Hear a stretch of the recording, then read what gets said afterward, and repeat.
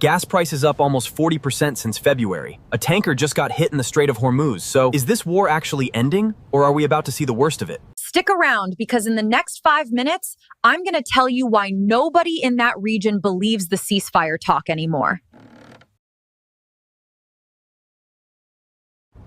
Welcome to first episode of USA Podcast.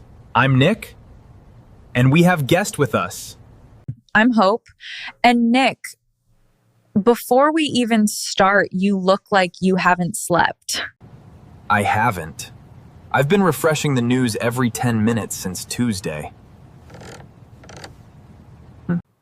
Wow. Healthy.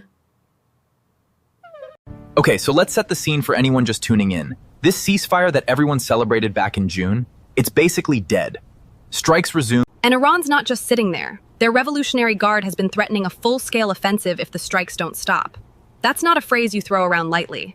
Right, and it's not staying contained either. Iranian-backed groups have hit U.S. allies, there was an attack tied to Yemen's, and now Saudi Arabia. Which is honestly the scariest part. This isn't just U.S. versus Iran anymore, and it's turning into a regional spiral. Serious question, Nick. Why do you always wear a full suit and tie to record a podcast? Okay. We're not on CNN. Okay. Because I take this seriously.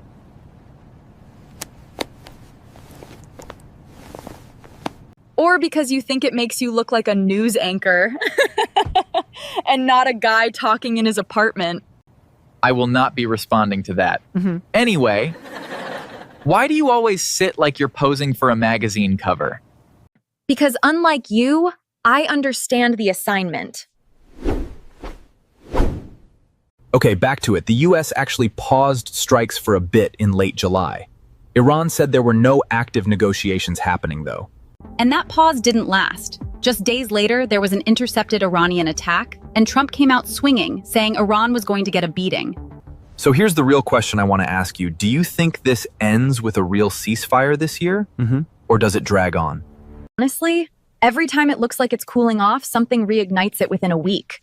I don't think either side trusts the other enough to actually stop. That's what worries me. Yeah. Because soldiers, 100 U.S. troops, dozens of civilians in Iran have been hurt. And people facing issue every time they fill up their gas tank. All right, lighter question before we wrap. And if you had to describe this war in one word, what would it be? Exhausting. Your turn. One word. Inevitable. Also, why do you always answer faster than me? Are you even thinking? I just have better instincts than you. It's not my fault. All right. That's it for today's episode. Thanks for watching. See you next time.